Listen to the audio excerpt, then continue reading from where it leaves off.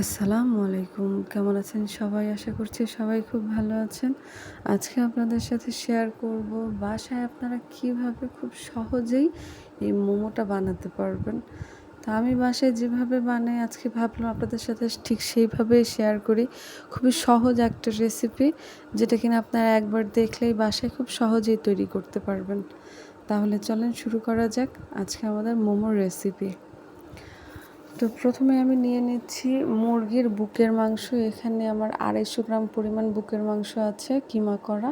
আর সাথে নিয়েছি আমি একটি কাঁচামরিচ কুচি আর 1 চা চামচ পেঁয়াজ কুচি, সামান্য পরিমাণ আদা রসুন, 1 চা চামচের একটু কম গোলমরিচ গুঁড়া আর স্বাদ মতো লবণ নিয়ে খুব ভালোভাবে এটাকে মাখিয়ে নিতে হবে সুন্দর করে, যেন মশলাটা খুব ভালোভাবে মাংসের গায়ে সেট হয়ে যায়। এইভাবে করে মাখিয়ে নিতে হবে। তারপর আমি এর মধ্যে দিয়ে দিব হচ্ছে 1 টেবিল চামচ পরিমাণ গরম সয়াবিন তেল, একদম ধোয়া ওঠা গরম। তো তার জন্য আমি প্রথমে একটি কড়াইতে তেল গরম করে নিচ্ছি। তো আপনারা হয়তোবা দেখতে পাচ্ছেন তেলটা একদম ধোয়া উঠে গিয়েছে। তো আমি এখান থেকে 1 টেবিল চামচ পরিমাণ তেল নিয়ে মাংসের সাথে সুন্দর করে মাখিয়ে নিচ্ছি। এতে করে চিকেন থেকে সুন্দর একটা ফ্লেভার বের হয়। আর আমি এখানে একটা কাজ করতে ভুলে গেছি, সেটা হচ্ছে চিকেনের সাথে আপনি 1/2 চা চামচ পরিমাণ যদি ভিনেগার দিয়ে দেন তাহলে চিকেনের যে একটা স্মেল থাকে সেটা আসে না। আমি আজকে এই ভিনেগারটা দিতে ভুলে গিয়েছিলাম। তো আপনারা অবশ্যই ভিনেগারটা এখানে ইউজ করবেন। আর যদি ভিনেগার না থাকে তাহলে সামান্য পরিমাণ লেবুর রস ব্যবহার করবেন। এখন আমি চিকেনটাকে 10 মিনিটের জন্য রেখে দিচ্ছি ম্যারিনেট করার জন্যে। আর সেই সময়ের মধ্যে আমি এখন ময়দা মেখে নিব। এখানে আপনারা চাইলে আটাও নিতে পারেন। তো আমি এখানে 1.5 কাপ পরিমাণ ময়দা নিয়েছি।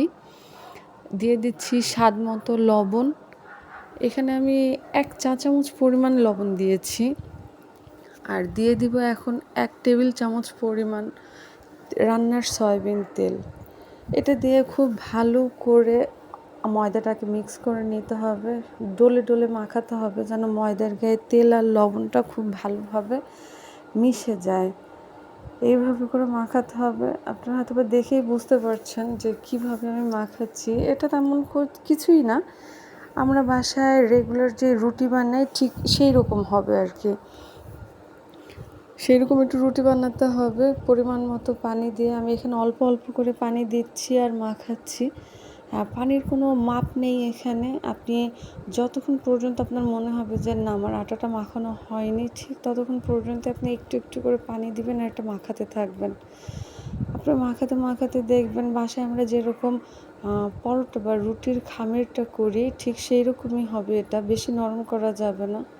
আসলে বেশি নরম হলে না তখন মোমোর শেপটা দিতে খুব কষ্ট হয়ে যায়।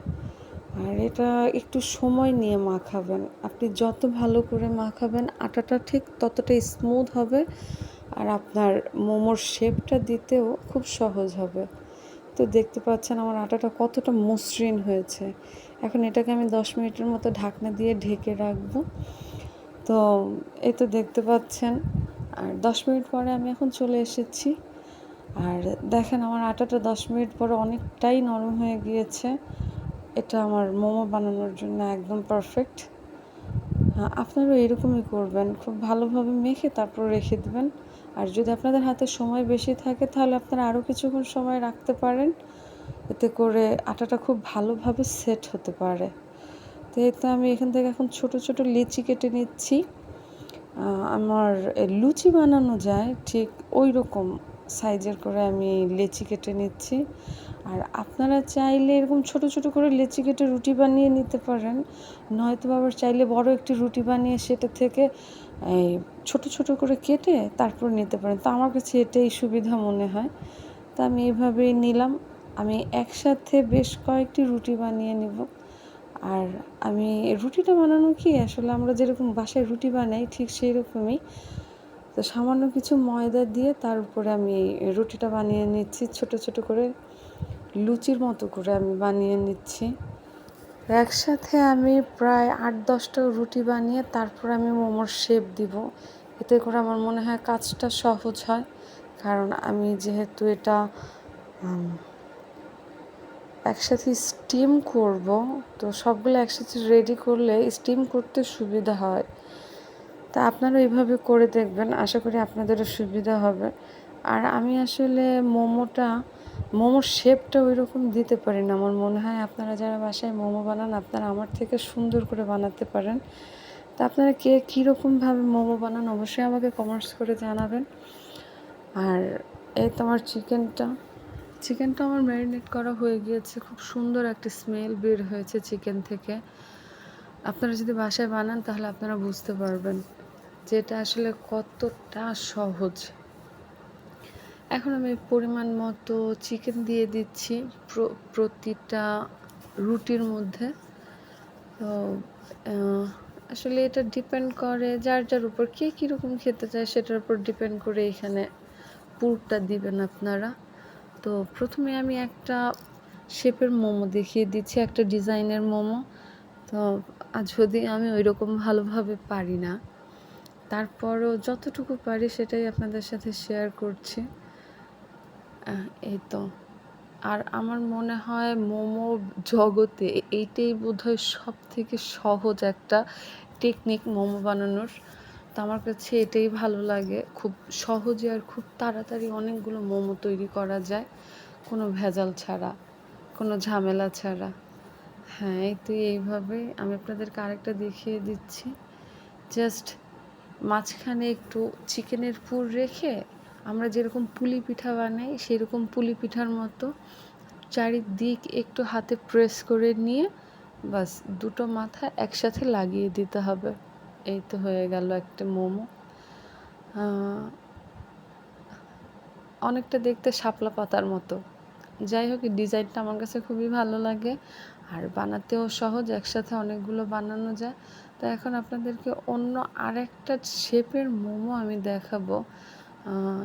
আমি অনেককেই দেখেছি এই শেপটা অনেক সুন্দর করে দেয়, যদিও আমার এরকম সুন্দর হয় না, তারপর আমি চেষ্টা করেছি। এটা হবে আমরা শাড়ির কুচিটা যেই রকম করে দেই অনেকটা সেই রকম করে। এখানে আমি আপনাদেরকে বোঝাতে পারছি কি না আমি জানি না। এই তো আমার ননদ আমার এই মোমোটা দেখে বলেছিল, ভাবি এটা তো মনে হচ্ছে আগ্নেয়গিরির লাভা বের হবে এখান থেকে। তো যাই হোক, এই তো দেখতে পাচ্ছেন জাস্ট কুচি কুচি হবে শুধু, আর কিছুই না। একদম সহজ একটা রেসিপি। আসলে মোমো অনেকে অনেকভাবে বানায় আর অনেকে অনেক সুন্দর করে বানায় আমি দেখেছি, কিন্তু আমি কেন যেন আমি পারি না, আমার হয় না সেটা। তো এই মোমোগুলি বানানো হয়ে গেলে আমি এগুলোকে ভাপে দিয়েছিলাম। আমার রাইস কুকারে আমি করেছিলাম। রাইস কুকারে করলে একসাথে অনেকগুলো করা যায়। তো সেই ক্লিপটা কেন যেন আমার মোবাইলে আসেনি, ভিডিওটা হয়নি। তো যাই হোক, এই তো দেখতে পাচ্ছেন এখন আমি এগুলোকে একটা একটা করে সবগুলি উঠিয়ে নিব। আমি এর আগে অনেকগুলি সেদ্ধ করেছি, দেখতে পাচ্ছেন। তো এটা ছিল হচ্ছে আমার 2 নম্বর স্টেপ ছিল এটা। আমি একবার সেদ্ধ করে নামিয়েছি, এটা হচ্ছে পরেরটা। তো যাই হোক, এই তো আমি সবগুলি নামিয়ে নিচ্ছি। তো আমি এখানে একটা বোকামি করে ফেলেছিলাম, সেটা হচ্ছে আমি যে স্টিম করেছি যে পাত্রটা, সেটার মধ্যে আমি তেল ব্রাশ করতে ভুলে গিয়েছিলাম, যার কারণে আমার মোমোগুলো নিচে লেগে গিয়েছিল। আপনারা এই কাজটা করবেন না, অবশ্যই এই পাত্রের গায়ে তেল ব্রাশ করে নেবেন। আমি আবারও সেই কাজটা করতে গিয়েছিলাম, পরে মনে হলো যে আমি তো তেল ব্রাশ করিনি। পরে আবার আমি তেল নিয়ে সুন্দর করে মেখে নিলাম। এই তো দেখতে পাচ্ছেন। এখন আমি এর মধ্যে মোমোগুলো দিয়ে দেব। তো আপনারা অবশ্যই যেই পাত্রেই করেন না কেন সামান্য কিছু তেল ব্রাশ করে নেবেন, তাহলে দেখবেন মোমোগুলো খুব সহজে ছুটে আসছে আর কোনো ঝামেলা হচ্ছে না। আর আপনারা যারা মোমো খেয়েছেন তারা জানেন যে মোমোর সসটা একরকম হয়, মানে যেই রকম হয়। আজকে আমি সেই রকম করে করব না, আজকে আমি করব সম্পূর্ণ আমার নিজস্ব স্টাইলে। আমি ঘরে এভাবেই সবসময় তৈরি করি আর আমার বাচ্চারা খুবই পছন্দ করে এই সসটা। তো আপনারা চাইলে এইভাবে আপনারা এই সসটা তৈরি করতে পারেন। তো আমি এখানে নিয়েছি পেঁয়াজ, কাঁচামরিচ, এটা আপনাদের পছন্দ মতো নেবেন। তো তার সাথে আমি প্রায় 3 টেবিল চামচ পরিমাণ সয়া সস আর 3 চা চামচ পরিমাণ টমেটো সস নিয়েছি। সাথে দিয়ে দিচ্ছি 1 চা চামচ পরিমাণ সাদা তিল দিয়ে সুন্দর করে নাড়াচাড়া করে নিলাম। এখন আমি এখানে 2 টেবিল চামচ পরিমাণ একদম ফুটন্ত রান্নার সয়াবিন তেলটা দিয়ে দিচ্ছি। ও সাথে আমি এখানে একটু কালো গোলমরিচ দিয়েছিলাম। আর এখানে লবণের প্রয়োজন নেই, কারণ সয়া সসে প্রচুর লবণ থাকে। আপনারা চাইলে এখানে হালকা একটু চিনি দিতে পারেন স্বাদের ব্যালেন্সের জন্য। বিশ্বাস করেন সসটা এতটাই মজা যে আপনারা যদি একবার বানিয়ে খান না, আপনারা আবারও চাইবেন। বিশেষ করে যারা ঝাল পছন্দ করে তাদের জন্য তো এটা একদম পারফেক্ট একটা সস। আর এই সসটা দিয়ে আপনারা মোমো খেয়ে দেখবেন, আমি গ্যারান্টি দিচ্ছি যে আপনার বাসার লোকজন যারা আছে তারা সবাই এই সসটা আবার খাওয়ার জন্য আপনার কাছে আবদার করবে। তো এই তো হয়ে গেছে আমার মোমো আর সস। এটা হচ্ছে ফাইনাল লুক। আমার বাচ্চারা যে কী পরিমাণ পছন্দ করে, আর এই সসটা হলে তো কোনো কথাই নেই। তো ভিডিওটা যদি আপনাদের ভালো লাগে তাহলে অবশ্যই লাইক করে যাবেন, আর যদি নতুন হয়ে থাকেন তাহলে অবশ্যই আমাকে সাবস্ক্রাইব করে রাখবেন। আর আজকের মতো এ পর্যন্তই। আল্লাহ হাফেজ।